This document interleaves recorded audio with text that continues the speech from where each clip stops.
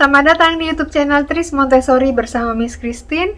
Kita hari ini akan belajar mengenai cutting, memotong pisang ya. Jangan lupa subscribe, tekan notification bell-nya, like, dan share. Hari ini kita tetap membagi menjadi dua ya untuk tujuan langsung dan tujuan tidak langsungnya. Tujuan langsungnya adalah bagaimana caranya menggunakan pisau pada anak-anak. Kemudian untuk tujuan tidak langsungnya adalah untuk mengembangkan keteraturan, meningkatkan konsentrasi, kemampuan motorik, kemandirian, kemampuan untuk mengontrol lingkungannya, dan untuk menguatkan otot jari dan tangan. Pembelajaran hari ini diperuntukkan untuk anak usia minimal 4 tahun ya Bapak Ibu ya. Kemudian kontrol kesalahan dari pembelajaran hari ini adalah kita melihatnya menggunakan visual, yaitu melalui pisangnya. Jadi pada saat anak memotong pisang, kita akan melihat hasil dari potongan pisang tersebut. Untuk pembelajaran hari ini, kita bisa menggunakan bahan-bahan yang lain ya Bapak Ibu ya. Untuk cutting ini, kita bisa menggunakan misalnya apel, buah pir, atau mengupas jeruk, wortel, dan lain-lain. Tapi untuk yang permulaan adalah kita menggunakan pisang karena sangat mudah bagi anak ya. Kemudian alat yang kita gunakan misalnya bisa juga menggunakan penyerut buah untuk mengupas kulit apel. Kemudian menyerut ya, kita juga bisa menggunakan alat serutan yaitu untuk menyerut keju. Nah itu juga untuk pembelajaran di lain hari bisa juga untuk variasinya. Jadi banyak sekali ya untuk variasi ini. Kita tidak hanya bisa menggunakan pisau atau pisang. Jadi bisa menggunakan bahan-bahan dan alat yang lain. Tapi pada saat menggunakan bahan-bahan yang kita sediakan itu, kita juga harus lebih ekstra hati-hati ya Bapak Ibu, karena ada satu kejadian misalnya pada saat pembelajaran di sekolah gitu ya, anak-anak diminta untuk menyerut keju, tapi ternyata menyerut kejunya itu diperuntukkan untuk anak yang masih preschool, itu kan masih kecil sekali ya, usianya mungkin 3 tahun, dan ternyata setelah melakukan menyerut keju itu, anak-anaknya jari-jari tangannya ada yang lecet, berdarah. Nah, kemudian kita baru introspeksi lagi, oh ternyata anak ini belum bisa mengontrol lingkungannya. Nah, seperti itu ya Bapak Ibu ya, makanya kita perlu ekstra hati-hati melihat apakah sudah bisa atau belum. Bisa kita coba sih, misalnya kita berikan bahannya sedikit, tapi kita perhatikan lebih, monitornya lebih lagi kepada anak tersebut. Variasi lainnya adalah kita bisa menggunakan alat pemotong telur dan bisa juga menggunakan alat untuk memeras jeruk. Jangan lupa untuk menggunakan pisau, kita memilihnya menggunakan pisau roti ya Bapak Ibu ya, karena ujungnya tidak terlalu lancip atau tumpul dan tidak tajam. Yang perlu diperhatikan pada saat pembelajaran memotong pisang ini, sebelumnya anak diminta untuk cuci tangan dahulu ya Bapak Ibu ya, karena memotong pisang kita akan memakannya. Jadi setelah selesai pembelajaran ini, pisang yang sudah dipotong harus dihabiskan oleh anak. Siapapun anak yang memotong pisang, konsekuensinya anak tersebut harus menghabiskan pisang yang sudah dipotongnya. Dan ini juga sebenarnya trik untuk anak memakan buah ya Bapak Ibu ya. Misalnya anak kita sulit sekali memakan buah-buahan, kita bisa mengakalinya dengan cara mengajarkan memotong buahnya terlebih dahulu. Dan konsekuensinya anak diminta untuk menghabiskan potongan buah tersebut. Bapak Ibu pasti akan bahagia sekali melihat anak kita menghabiskan buahnya tanpa perlu kita memaksa lagi ya. Nah, ini adalah trik untuk bagaimana caranya anak menghabiskan buah sendiri. Hari ini kita akan belajar memotong pisang. Alat dan bahan yang digunakan adalah seperti ini. Kita akan membawanya ke alas kerja. Bisa tolong bawakan ke alas kerja? Material sudah di alas kerja. Miss Christine akan memperkenalkan terlebih dahulu alat dan bahan yang kita gunakan ya, Dek. Pisang,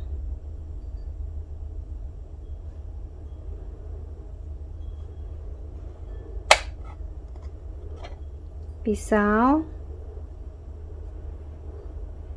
Kita memperlihatkan bagaimana caranya memegang pisau.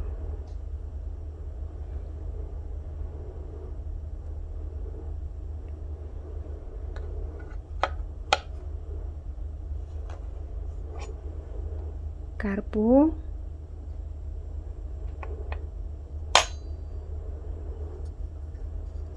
talenan,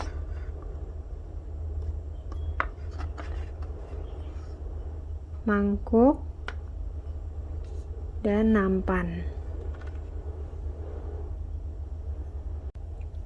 Oh ya, untuk pembelajaran kali ini kita juga menyediakan apron atau celemek untuk dipakai anak pada saat pembelajaran ini. Oke adik, Miss Christine punya apron, silakan dikenakan dulu ya, nanti baru kita mulai pembelajarannya. Setelah meminta anak untuk mengenakan apron, kemudian direktris atau Miss Christine akan mengupas pisang.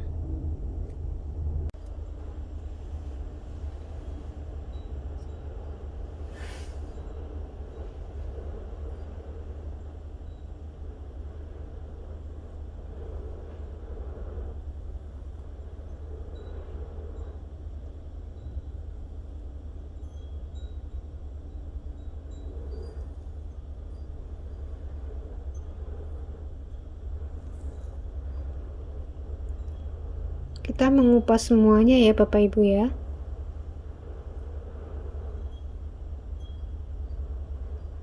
Jangan lupa kita juga menyiapkan tempat untuk meletakkan kulit pisangnya supaya nanti setelah selesai pembelajaran bisa dibuang ke tempat sampah.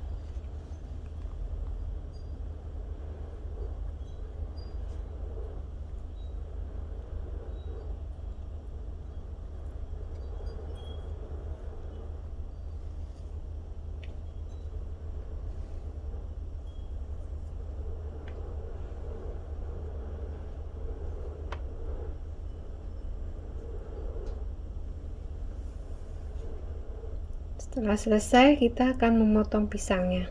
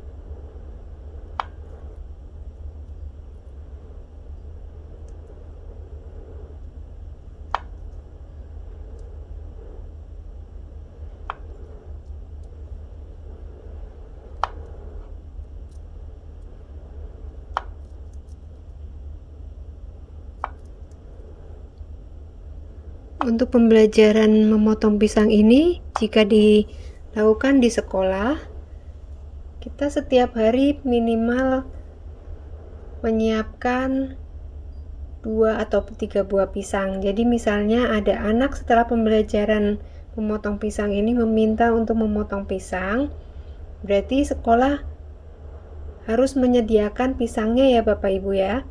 Jadi kalau misalnya pisang yang kita sediakan sudah habis, maka anak diminta untuk memotong pisang di kemudian hari, karena besoknya berarti kita akan memberikan prioritas pada anak yang tidak kebagian hari itu.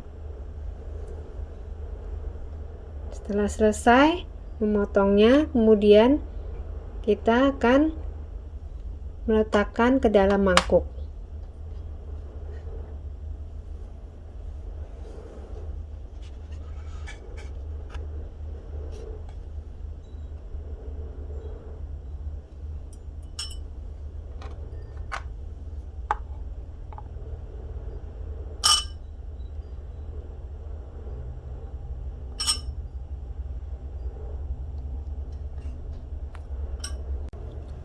Setelah selesai dimasukkan ke dalam mangkuk, kita akan menggunakan bagaimana caranya menggunakan garpu ya. Kita menunjukkan pada anak bagaimana caranya menggunakan garpu.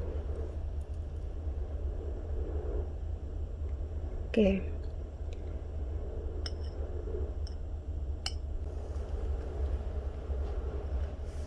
Kita juga memakan pisangnya sampai habis di depan anak ya, dan kemudian kita memulai kembali pembelajaran untuk meminta anak mencoba. Kita juga menyiapkan 1 buah pisang untuk anak, dan anak diminta untuk menghabiskan pisang tersebut. Setelah anak selesai memotong pisang, kita memberikan kesimpulan pada pembelajaran hari ini. Hari ini kita sudah memotong pisang. Jika adik ingin main lagi, silakan minta miss ya. Karena pisang biasanya disiapkan oleh missnya dan akan diambilkan jika anak memintanya. Silakan kembalikan material ini ke tempat semula ya. Pembelajaran Montessori ini sangat penting untuk anak di usia dini. Misal usia anak itu saat ini 3 tahun ya, berarti kita harus mulai melakukan pembelajaran dari practical life tersebut. Kemudian kita memberikan sensorial juga, dan bahasa, matematika, juga kebudayaan. Itu sangat penting untuk perkembangan anak. Karena di usia dini itu anak menyerap semua informasi masuk ke dalam otaknya, kemudian pada saatnya nanti dia akan menggunakannya pada saat dia memerlukan.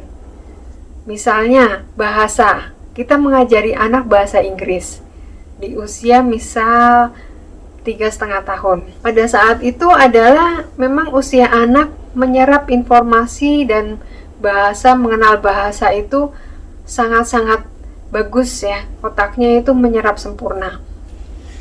Nah, kemudian di usianya dia masuk SMA misal, itu akan membuat dia lebih percaya diri dan bisa lebih cepat menerima pembelajaran bahasa Inggris di sekolahnya, dan kemudian dia juga lebih bisa mempraktekkan lebih banyak kosakata dibanding anak yang tidak mempelajarinya di saat usia dini. Kemudian banyak sekali ya sebenarnya kita harus memanfaatkan momentum anak di usia dini tersebut, karena batasnya pembelajaran untuk anak usia dini adalah di usia 6 tahun. Pada saat anak lahir, kita juga sudah mempersiapkan berbagai macam pengenalan-pengenalan pada anak. Jadi kalau misalnya anak di usia 2 tahun, kita harus mengetahui bahwa itu adalah sensitivitas anak pada small object. Maka kita memberikan banyak mainan-mainan yang kecil-kecil bentuknya supaya untuk melatih konsentrasi pada anak, yaitu mainan yang sebaiknya mainan yang kita gunakan juga yang sehari-hari kita gunakan ya Bapak Ibu ya. Misalnya kita menggunakan teko, tapi kita menggunakan ukuran kecil, ukuran anak, kemudian piring, gelas, dan lain sebagainya, supaya anak bisa memiliki rasa memilikinya itu lebih bagus ya dibandingkan kita menggunakan alat-alat yang menggunakan ukuran dewasa, karena dia akan berpikir bahwa itu bukan punyanya. Kemudian sensitivitas pada berjalan, yaitu pada usia 2,5 sampai 4 tahun. Jadi setelah berjalan kan stepnya kemudian berlari. Kenapa anak itu tidak merasa lelah kalau berlari ya? Padahal orang dewasa yang merawat anak itu, menjaganya itu kan harus ikut berlari. Kemudian kita udah merasa capek, makanya kita berteriak, udah duduk deh, capek, kamu ini nggak bisa diem sih gitu kan. Nah, sebenarnya kita tidak perlu meminta anak untuk berdiam diri mengikuti kita yang dewasa, tapi justru yang dewasa membiarkan anak untuk mengeksplor dunianya. Jadi kita lebih ke melatih anak itu menggunakan seluruh